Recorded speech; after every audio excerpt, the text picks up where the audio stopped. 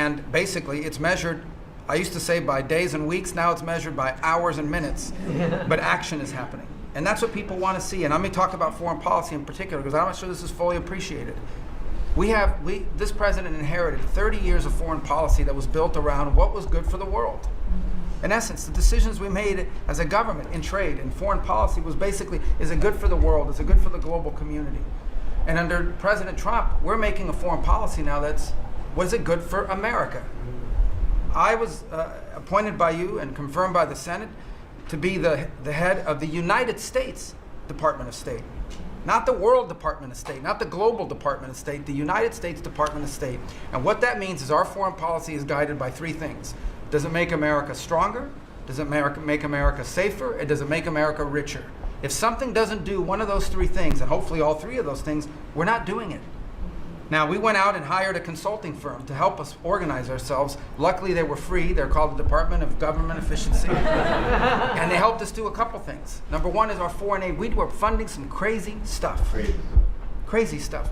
You tell me, how does a puppet show in some country around the world make us stronger, safer, and more prosperous?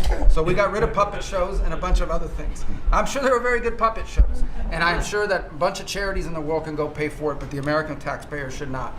We've also, by the way, Mr. President, under your direction, reorganized the Department of State. We had offices within offices within offices that didn't even know they existed themselves, not to mention the rest of it. And so we've begun to reorganize that as a way to be able to empower our embassies and our ambassadors and our regional bureaus to do what many of them signed up to do. We have a great team of ambassadors you've appointed. They're coming online every single day. Very talented people that are involved. Something else we got out of the business of, well, it wasn't widely reported, or maybe it was. We had an office in the Department of State whose job it was to censor Americans. And by the way, I'm not going to say who it is. I'll leave it up to them. There's at least one person at this table today who had a dossier in that building of social media posts to identify them as purveyors of disinformation. We have these dossiers. We are going to be turning those over to these individuals. We can follow up with the media. Well, we are going to turn over these dossiers to the individuals, and they'll decide whether they want to disclose it or not. But just think about the Department of State of the United States had set up an office to monitor the social media posts and commentary of American citizens to identify them as vectors of disinformation, when we know that the best way to combat disinformation is freedom of speech and transparency. And so that's what we're going to be in the business of doing. We're not going to have an office that does that. Beyond that, Mr. President, and this I'll move quickly because this has been a team effort, we have gone to countries all over the world and said, hey, you want good relations with the United States, you need to take back your people that are here illegally. And we've had historic cooperation. Beyond that, and I say this unapologetically, we are actively searching for other countries to take people from third countries. So we are actively, not just El Salvador, we are working with other countries to say, we want to send you some of the most despicable human beings to your countries. Will you do that as a favor to us? And the further away from America, the better, so they can't come back across the border. I'm not apologetic about it. We are doing that. The president was elected to keep America safe and to get rid of a bunch of perverts and pedophiles and child rapists out of our country. Here's something else we've done. We stopped giving student visas to people who are coming here to burn down our universities and take over libraries and harass people. Why are we giving student visas to people who are coming here to create disruption? And we've taken away the student visas of people that are come here to do that. It's simple. If you're coming to America to start riots, we're not going to give you, we're going to take away your student visa. And by the way, every country in the world that I travel, 14 countries in 14 weeks, you know what they all say to me? Yes, that's what we would do too. So the only people who seem to disagree with us are a handful of federal judges and a bunch of crazy people who get paid to write and report. So anyway, we're getting rid of that. Now here's some good news. We're going to have the World Cup, the FIFA World Cup, the FIFA Club Cup, and then we're going to have the Olympics. So we have to have a Consular Affairs Bureau. We have very good, talented people there, but we are going to infuse technology, again, working with our consultants, to be able to, millions of people are coming into this country for this.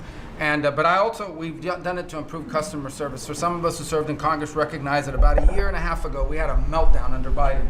You couldn't get a passport. You have people calling, I have a cruise on Friday, my passport expires.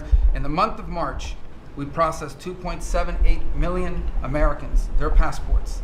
That is the historic, it's the largest single month processing of passports ever, and we think it's a good way to build the momentum to be able to do the visas.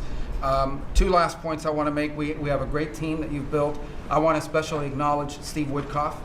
This is a person that doesn't have to be doing what he's doing. He has a very good life in Miami, my hometown as well. He has worked incredibly hard, has done it without any agenda, and we need to acknowledge him. I want to acknowledge Mr. Boulos as well, who did something really great last week.